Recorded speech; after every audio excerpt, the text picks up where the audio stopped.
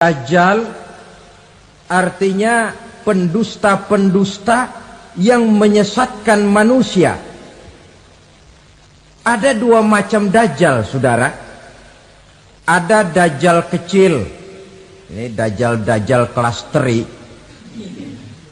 Kalau ini sejak zaman Rasulullah sudah ada itu. Tiap zaman ada. Di zaman Rasulullah misalnya ada yang bernama Aswad al-Unsi dari Yaman. Ada yang namanya Musailamah al-Kazzab dari Yamamah. Ada yang namanya Ibnu Sayyad dari Madinah. Ini dajjal-dajjal di zaman Rasul. Musailamatul Kazzab memproklamirkan diri jadi nabi dia. Di zaman Rasul masih hidup. Ini dajjal zaman Nabi.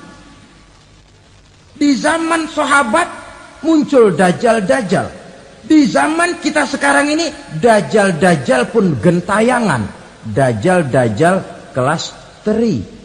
Kerjanya mendustakan manusia, menyesatkan manusia, memalingkan manusia dari jalan yang benar dan diridhoi oleh Allah Subhanahu wa taala. Adapun yang merupakan tanda besar dari datangnya kiamat, dajjal-dajjal kelas kakap, pembohong-pembohong besar yang menyesatkan masyarakat manusia berpaling dari jalan Allah mengikuti jalan mereka. Apa sih ciri dajjal itu? Kata Nabi dalam hadis Bukhari Muslim, inna dajjala, sesungguhnya yang namanya dajjal itu yakhruju, satu saat akan muncul mendekati hari kiamat. Wa inna ma'ahu ma'an, si dajjal ini membawa air. Wa naran, dan juga membawa api. Dua simbol. Di tangan yang satu dia bawa air, di tangan yang satu dia bawa api. Wa ammal ladzi yarahu an-nasu ma'an fanarun. Adapun yang orang banyak lihat air, hakikatnya adalah api. Yang dilihat api, hakikatnya adalah air. Oleh sebab itu, kalau api yang ditawarkan, ambillah air. Kalau air yang ditawarkan, pilihlah api. Maksudnya apa ini? Ini bahasa simbol, saudara-saudara.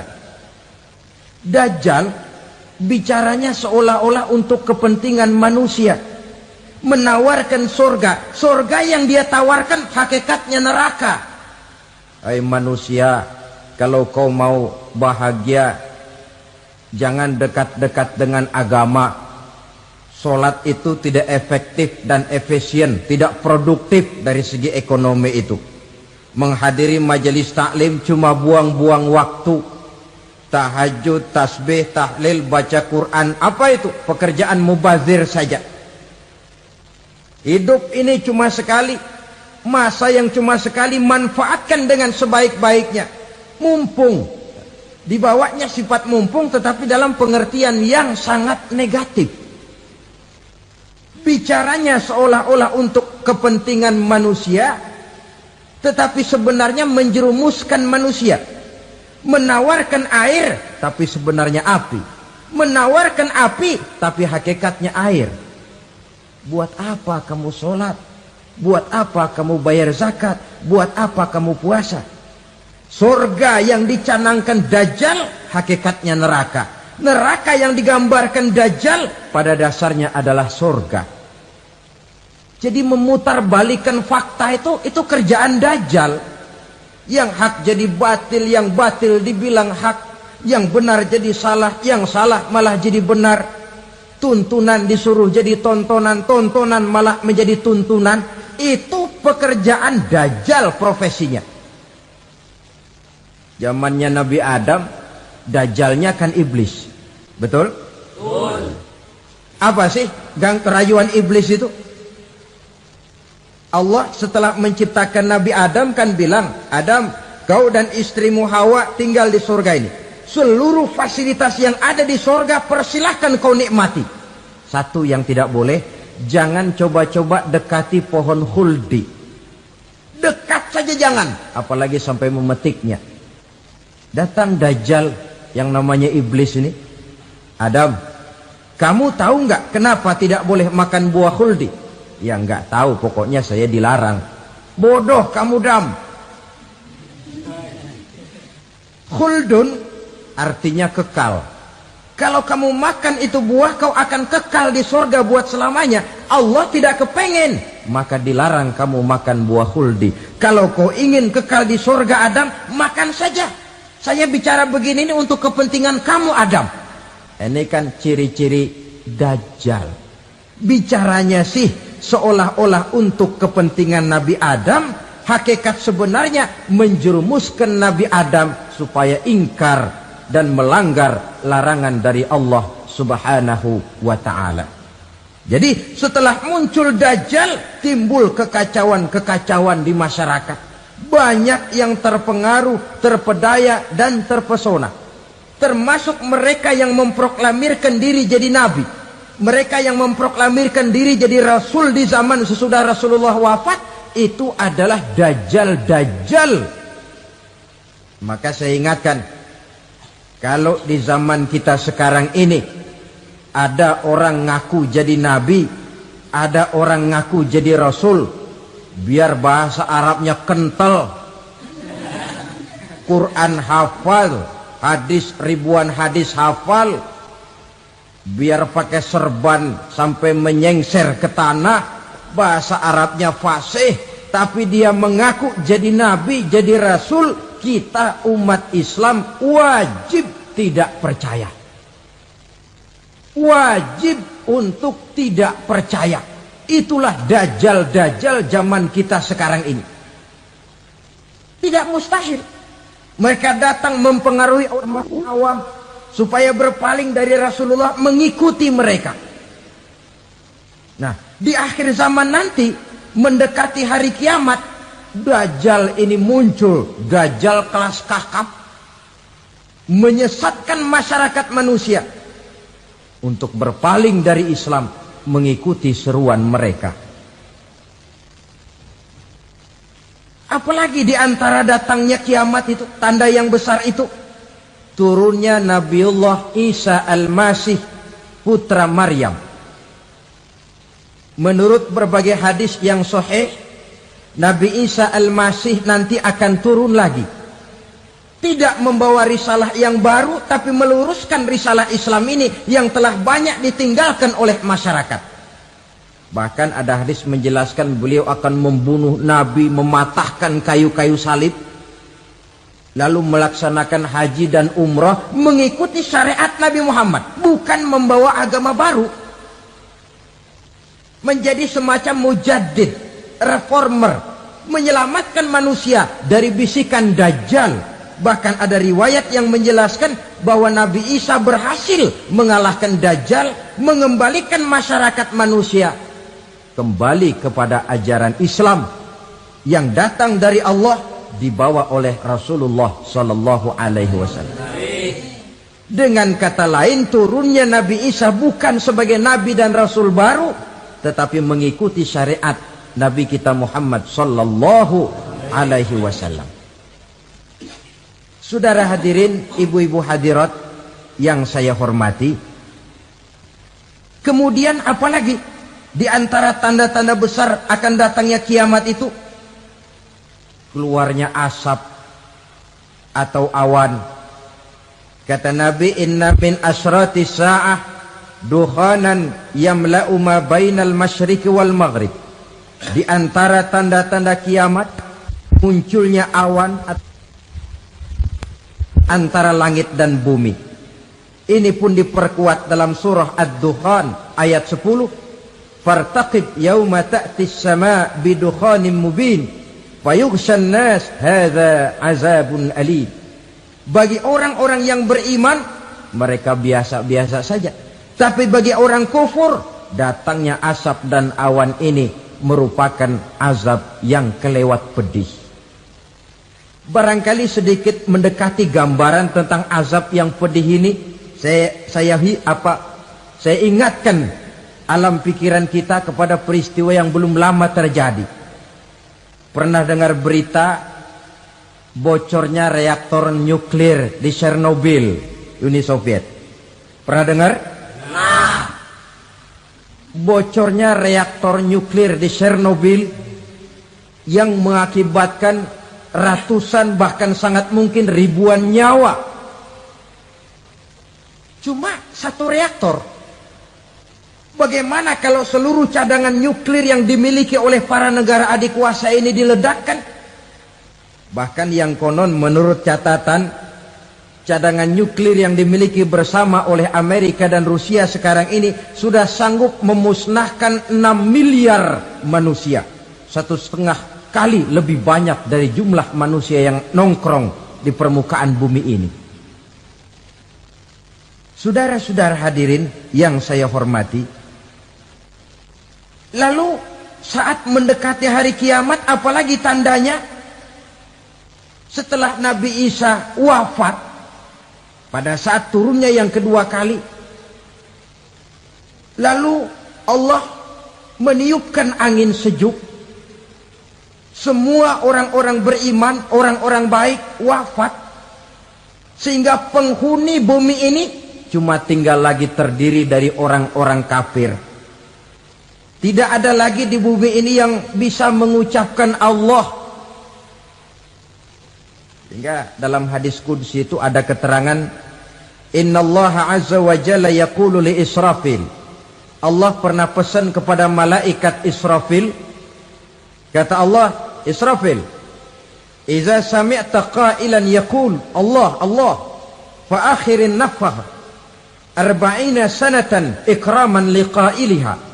Hai Israfil, apabila kau dengar di permukaan bumi masih banyak orang yang mengucapkan Allah, Allah, maka tunda sangkakala kiamat itu 40 tahun. Untuk apa? Ikraman liqailiha, menghormati orang yang mengucapkan Allah, Allah itu. Wah, jadi karena sekarang masih banyak yang mengucapkan Allah, besar hatilah kita, masih jauh kiamat itu. Tapi jangan lupa, kiamat pribadi, kiamat kecil itu yang nggak kita sangka-sangka. Ajal datang mencabut nyawa, itu kiamat pribadi, dan itu yang pasti kita hadapi, dan itu yang membuat kita tidak boleh bersikap main-main di dalam kehidupan sekarang ini. Saudara hadirin yang saya hormati, tidak ada lagi orang-orang muslim. Seluruh penduduk dunia ini kafir. Lalu terciptalah struktur sosial yang berlandaskan prinsip hidup semau gue. Bakal terjadilah prinsip di mana yang kaya menyantap yang miskin, yang kuat menindas yang lemah. Hidup sudah bagaikan di rimba belantara. Berlaku hukum rimba. Siapa yang kuat dia yang menang. Siapa yang lemah menjadi mangsa. Timbul kekacauan. Maksiat merajalela. Munkarat menjadi-jadi. Sehingga isi bumi ini penuh dengan segala macam perbuatan dosa.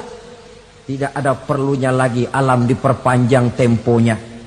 Datang saat yang sudah dijanjikan oleh Allah Azza wa Jalla, maka terjadilah yang disebut kiamat kubra, kiamat besar, kiamat ancur-ancuran. Bagaimana kejadian ini dimulai? Dalam surah Az-Zumar ayat 68, Allah Subhanahu wa taala berfirman, "Wa nufikha fis-suri fasa'iqa man fis samawati wa man fil ardi illa man sya'allahu." Maka manakala ditiuplah sangkakala, terkejutlah seluruh yang ada di langit dan seluruh yang ada di bumi. Bila saat kiamat datang, Allah perintah malaikat Israfil, Israfil, tiup sangkakalamu. Ditiuplah sangkakala oleh malaikat Israfil. Yang akibat daripada tiupan itu, seluruh yang ada di langit, seluruh yang ada di permukaan bumi terkejut. Yang ada di langit siapa? Malaikat kan. Bayangin aja kalau malaikat kaget, apalagi kita. Terkejut seluruh makhluk yang ada di bumi, yang ada di langit mendengar suara sangkakala itu. Bunyinya tidak sanggup kita bayangkan dahsyatnya. Ledakan nuklir, ledakan neutron, belum apa-apa ketimbang bunyi sangkakala malaikat Israfil ini. Nah, lalu mendengar bunyi sangkakala ini, gemparlah makhluk, kacaulah alam. Bumi gempa, planet-planet bertabrakan, gunung meletus, air laut tumpah ke darat, angin topan bertiup, halilintar menyambar. Lalu semua yang bernama hidup mati total. Mati bareng tanpa persiapan. La haula wala quwata illa billah. Saya kadang-kadang dalam tafakur bermohon, ya Allah, mudah-mudahan saya nggak nemuin kiamat beneran. Ngeri. Tidak bisa kita bayangkan macam apa suasana seperti itu. Allah saja banyak memberikan gambaran, misalnya Al-Qari'ah, wa mal qari'ah, wa ma adraka mal qari'ah. Kejadian yang menggemparkan. Tahukah kamu apa kejadian yang menggemparkan itu? Yauma yakunun nasu kal farasil mabsus wa takunul jibalu kal ihnil manfus. Pada saat itu manusia berterbangan bagai kupu-kupu. Gunung berterbangan seperti kapas ditiup angin. Gunung saja macam kapas, konon lagi manusia.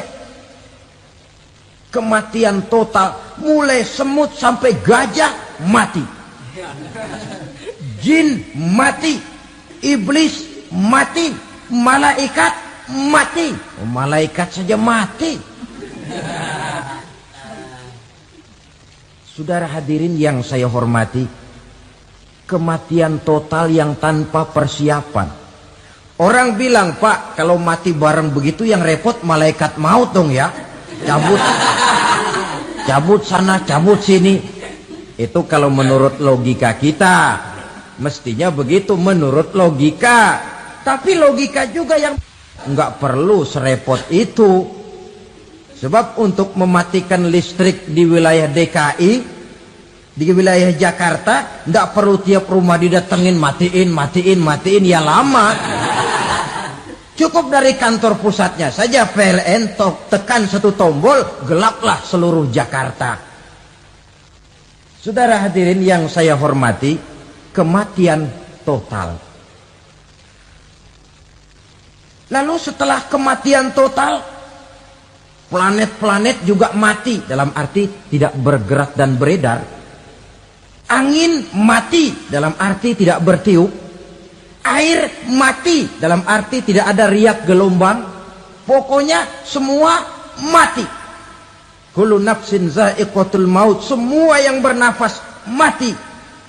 Dalam ayat lain, kullu man 'alaiha fan. Semua yang ada di permukaan bumi fana. Yang kekal cuma Allah Subhanahu wa ta'ala.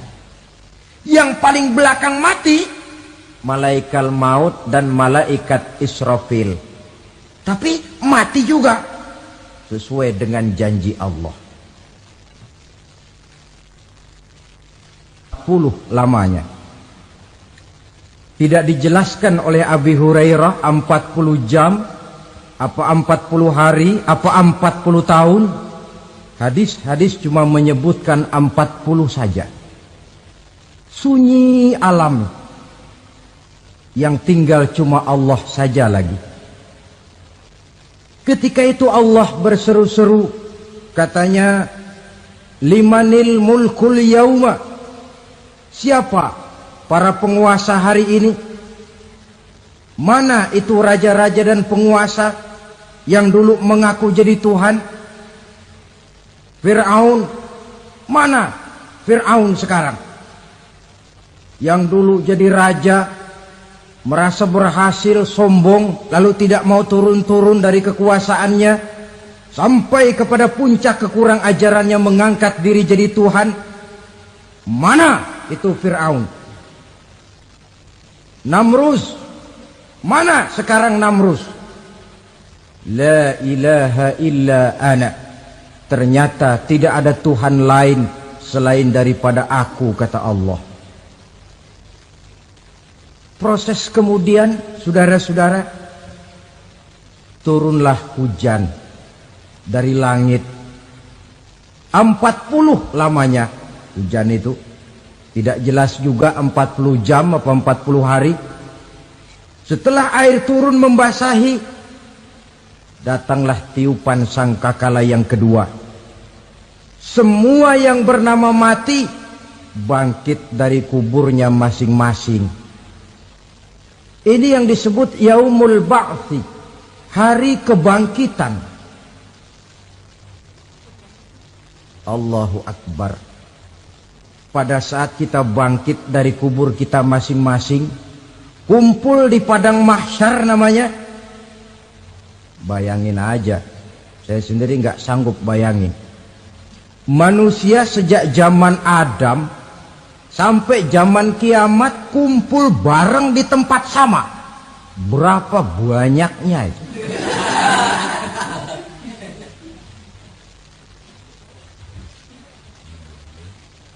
Dan yang luar biasa menurut satu riwayat, pada saat bangkit itu, Masya Allah, roman muka kita berubah,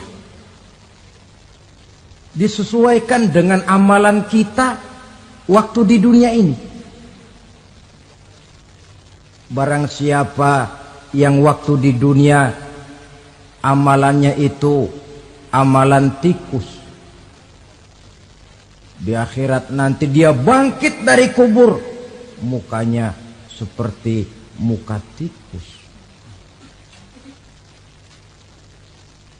Gagah betul badannya, tapi mukanya seperti tikus. Kenapa? Amalannya waktu di dunia seperti amalan tikus. Apa amalan tikus itu? Suka ngegeragoti barang yang sudah disimpan rapi-rapi. Orang sudah simpan uang rapi-rapi, simpan perhiasan rapi-rapi, digeragoti oleh tikus. Maling-maling, pencoleng-pencoleng, koruptor-koruptor, itu nanti di akhirat nanti kita lihat mukanya seperti muka tikus. Oh, ini waktu di dunia suka nyolong, hanya seperti muka tikus. Barang siapa yang waktu di dunia ini amalannya itu amalan macan, dia akan bangkit nanti mukanya seperti muka macan. Apa amalan macan? Macan itu amalannya menang-menangan. Orang yang mau menang saja nggak mau mengalah. Coba lihat di hutan. Kenal hutan nggak? Nah. Di hutan, raja hutan di mana-mana pasti macan. Betul kan? Betul. Padahal hutan belum pernah bikin pemilihan umum. Tapi macan tidak peduli ada pemilihan umum apa tidak, pokok saya raja. Sebab apa? Macan jadi raja itu bukan karena benar, tapi karena kuat jadi raja. Setelah dia jadi raja, rakyat hutan yang mesti dilindungi malah dimakan oleh raja macan. Kambing rakyat hutan dimakan oleh macan. Ayam rakyat hutan dimakan oleh macan. Itu nanti kita lihat di akhirat itu mukanya seperti muka macan, gagah betul. Lalu barang siapa yang di dunia ini amalannya itu seperti amalan anjing, nanti dia punya muka seperti muka anjing. Apa amalan anjing? Pertama, anjing itu kalau disuruh jaga rumah, dia tidak bisa membedakan mana maling, mana tamu. Biar yang datang maling, kalau bawa tulang, anjing kalem. Yang kedua, anjing itu akan setia kepada siapa saja yang memberinya roti. Siapa yang memberinya roti, itulah majikannya.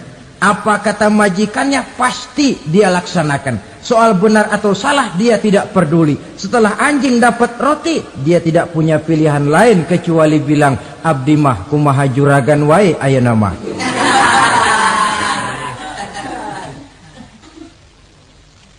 Saudara hadirin yang saya hormati, berkumpul di padang mahsyar, tiap orang sibuk dengan persoalannya masing-masing. Matahari waktu itu didekatkan oleh Allah. Panas luar biasa. Ada yang saking panasnya itu mencucurkan peluh keringat sampai sebatas mata kakinya. Ada yang keringatnya sampai sedengkulnya. Ada yang keringatnya sampai sepusatnya. Ada yang keringatnya mengalir sampai sebahunya. Ada yang kelelap oleh keringatnya sendiri, sementara orang di sampingnya nggak apa-apa. Bergantung lagi amalan dia waktu di dunia ini. Saudara-saudara, sebagian orang dalam kepanikan padang mahsyar berombong-rombong datang mereka menghadap Nabi Adam. Ya Adam, anta abal bashar. Hai Adam, Tuhan adalah bapak moyang manusia. Kami sebentar lagi akan disidang, dimintakan pertanggungan jawab. Tolonglah kami, hai Adam. Kata Nabi Adam, jangankan nolongin sampean, saya sendiri tanggung jawab di hadapan Allah ketika dulu tidak boleh makan khuldi, saya serobot. Sudahlah, urus diri masing-masing saja, nafsi. Begitu kata Nabi Nuh, begitu kata Nabi Ibrahim. Tiap orang bertanggung jawab sendiri-sendiri. Ketika itulah saudara-saudara, nikmatnya menjadi umat Nabi besar Muhammad sallallahu alaihi wasallam. Sebab apa? Walaupun menurut abjad kita ini umat paling belakang, karena paling belakang kita ini toh, karena Nabi Muhammad adalah Nabi akhir. Tapi akan dihisap lebih dulu, lewat di atas sirat lebih dulu, masuk surga lebih dahulu ketimbang umat-umat belakangan. Ketika Rasul mendekati ajal, beliau tanyakan itu kepada malaikat Jibril.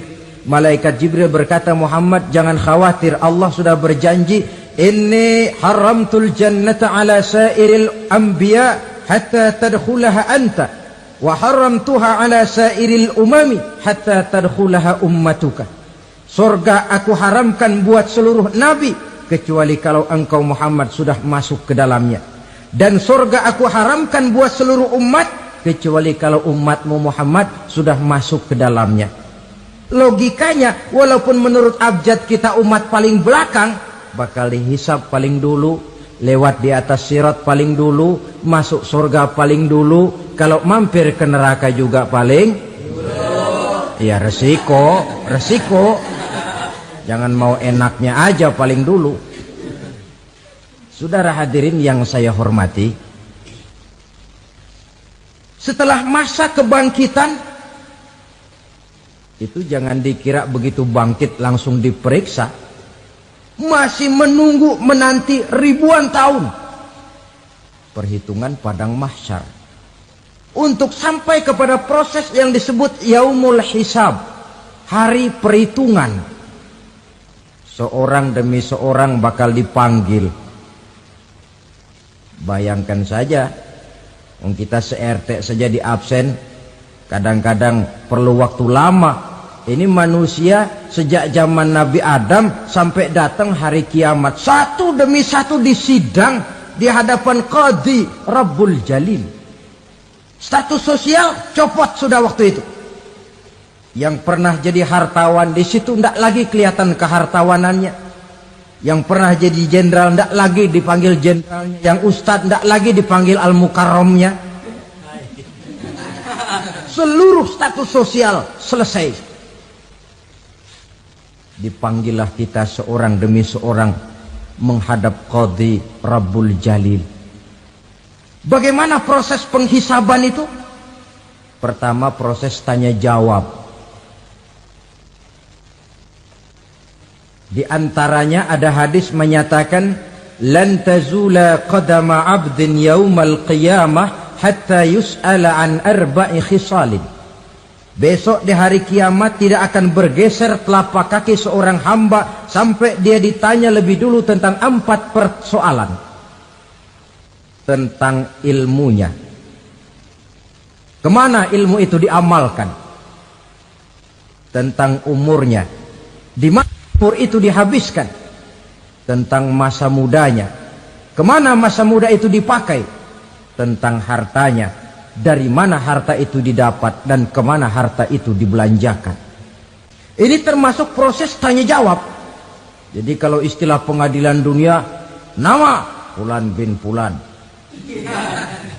Kamu waktu di dunia diberikan umur panjang untuk apa?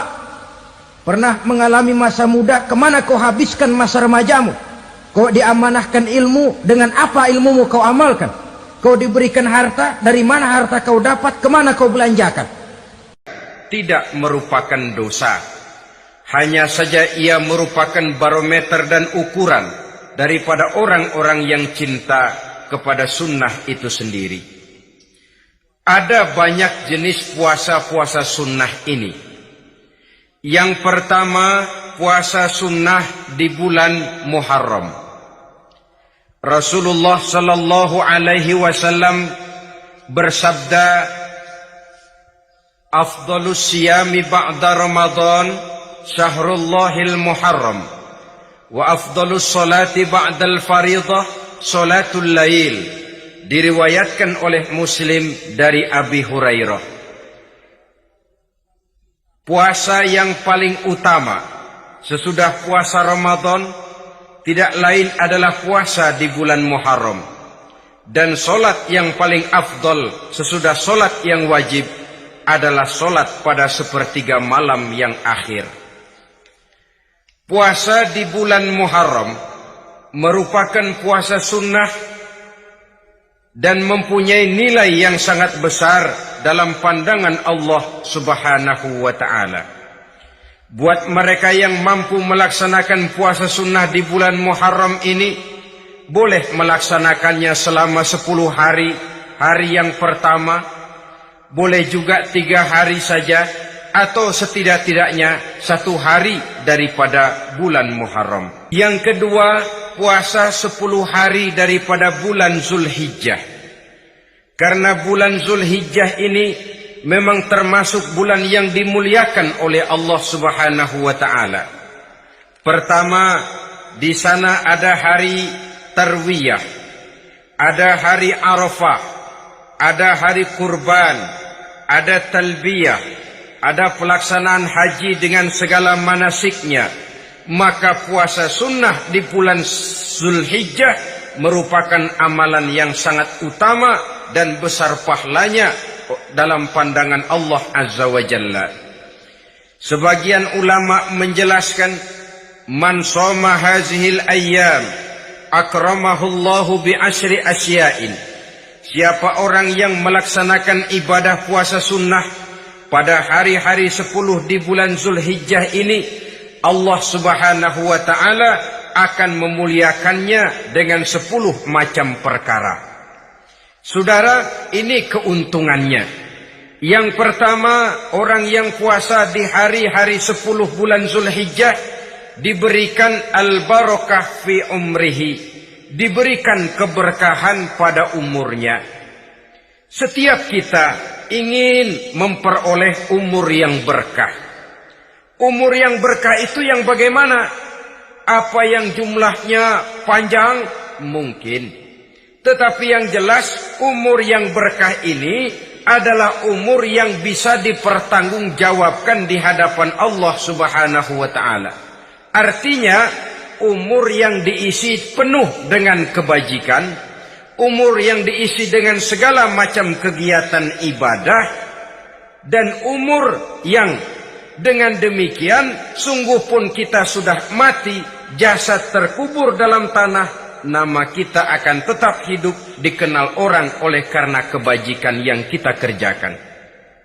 Saya kira akan lebih merupakan azab ketimbang nikmat kalau orang diberikan umur panjang tapi hanya untuk menumpuk-numpuk dosa saja. Kan lebih baik mana? Umur pendek banyak pahala, umur panjang banyak dosa. Lebih baik mana? Hah? Saya yakin yang paling baik tentu umur panjang banyak pahala. Paling sial umur pendek dosa melulu. Sudah diberikan umur pendek tidak seberapa, dosa berlipat ganda. Itu kalau orang kampung bilang tekor namanya. Rugi.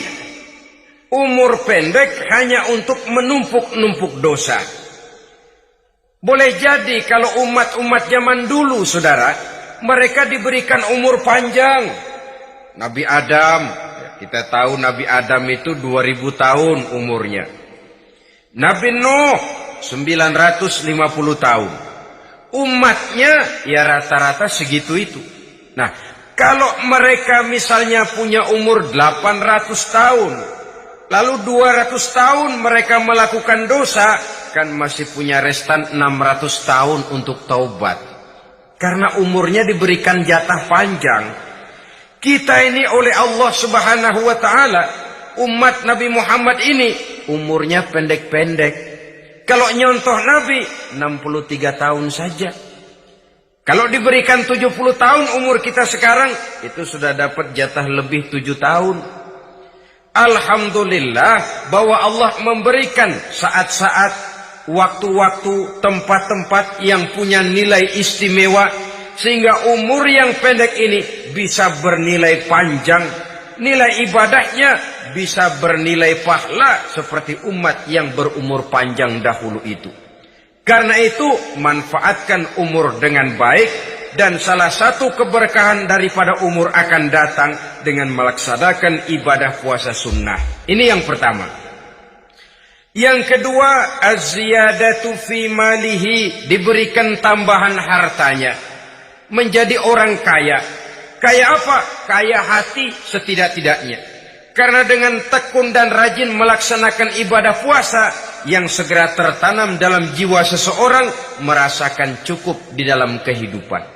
Itulah dia orang yang paling kaya, orang yang hidupnya paling cukup. Kalau orang sudah merasa cukup dalam hidupnya, maka itulah dia orang yang kaya. Saudara-saudara kaum muslimin rahimakumullah, puasa sunnah memberikan tambahan harta, usahanya berkembang. Dengan demikian membawa keberkahan, hartanya makin bertambah, akan menunjang ibadahnya kepada Allah, lebih memantapkan dan membawa ketenangan dalam hidupnya. Itu termasuk berkahnya melaksanakan puasa sunnah itu.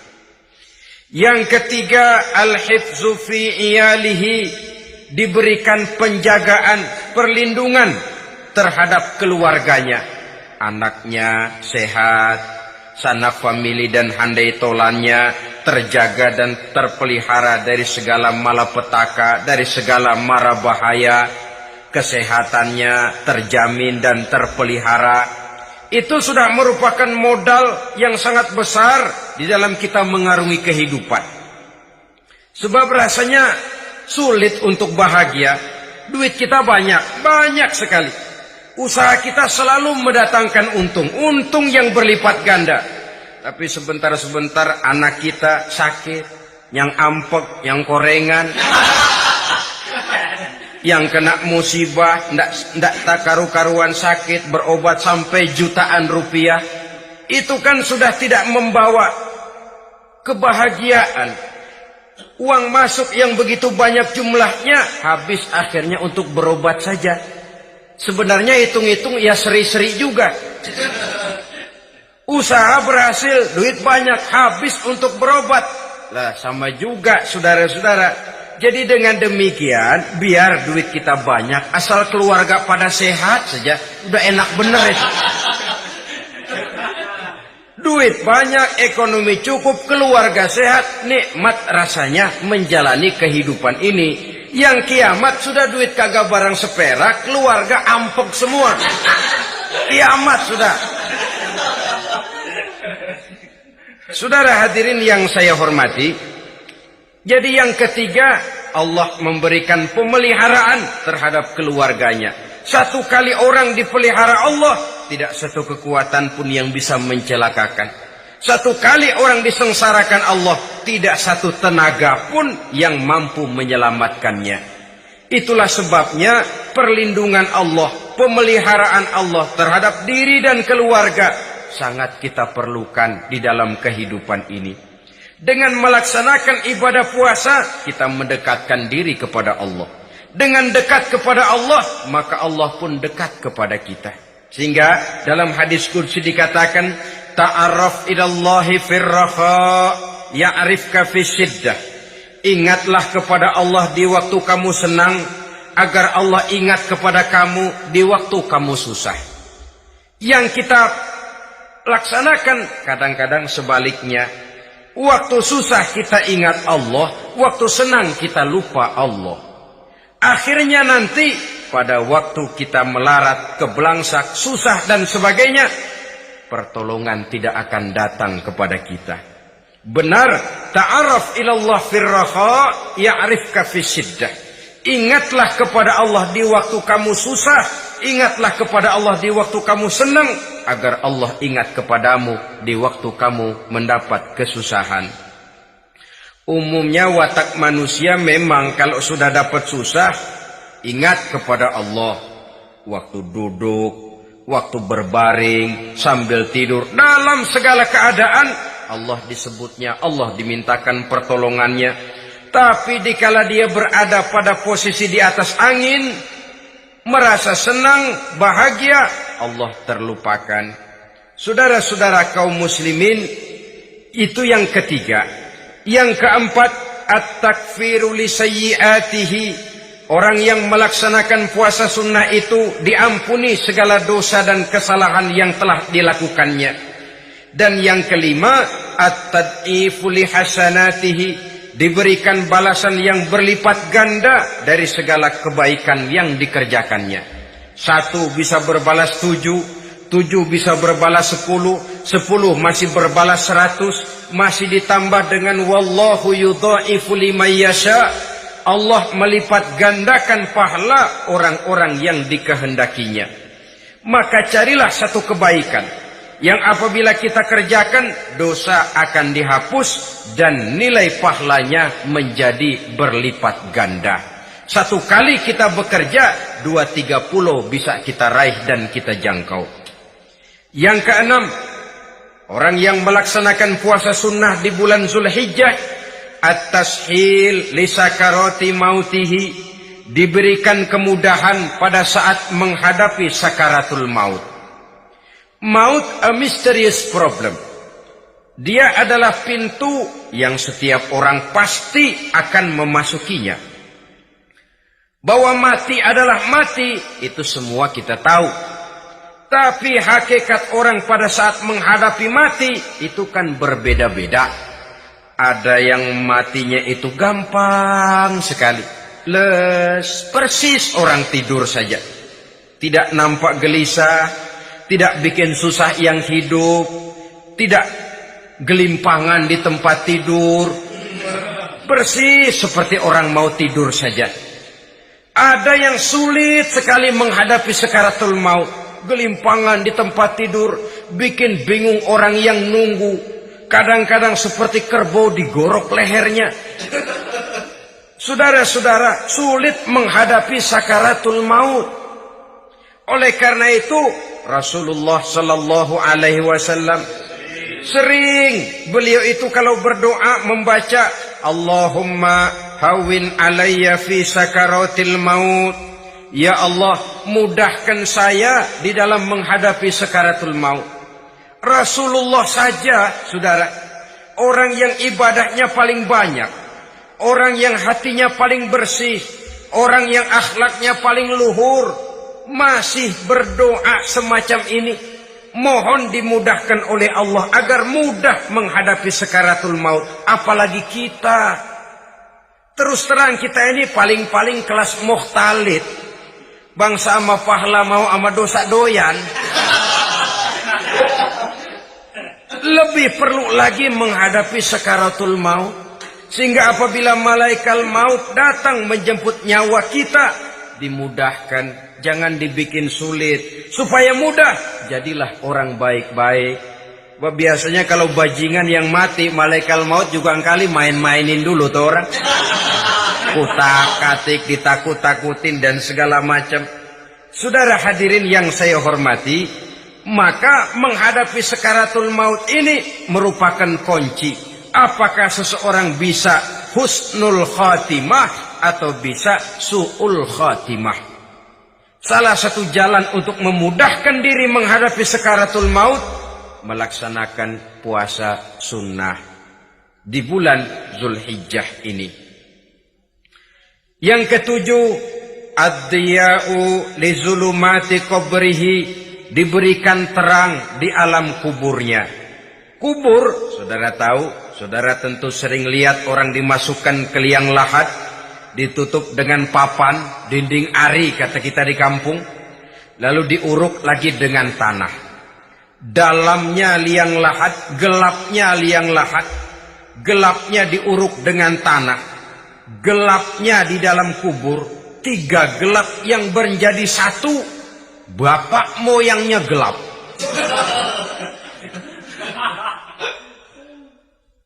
Puasa sunnah ini merupakan terang di alam kubur kita nanti. Yang kedelapan, at-tasqil limizanihi, diberikan keringanan pada timbangan di hari akhirat nanti.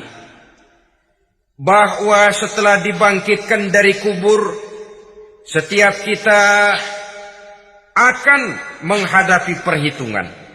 Akan ditimbang segala macam kebaikan dan segala macam kejahatan yang pernah kita lakukan di dalam kehidupan. Orang yang melaksanakan ibadah puasa sunnah, at-tasqilu limizanihi, diberikan keringanan timbangan hari akhiratnya nanti. Yang kesembilan, an-najah minal bala, diberikan keselamatan dari segala macam bencana. Dan yang ke-10, as-su'ud ala darajatihi, diberikan ketinggian, naik derajatnya. Derajat di dunia, lebih-lebih lagi derajat di akhirat nanti. Ini keutamaan yang diberikan Allah Subhanahu wa ta'ala kepada mereka yang melaksanakan ibadah puasa 10 hari di bulan Zulhijjah menurut penjelasan sebagian dari para ulama kita. Jadi setelah puasa Muharram ada lagi puasa Zulhijjah. Kemudian puasa sunnah yang ketiga, puasa sunnah pada hari Senin dan hari Kamis. Apa sumber hukumnya? Diriwayatkan oleh Imam Muslim dari Abi Qatadah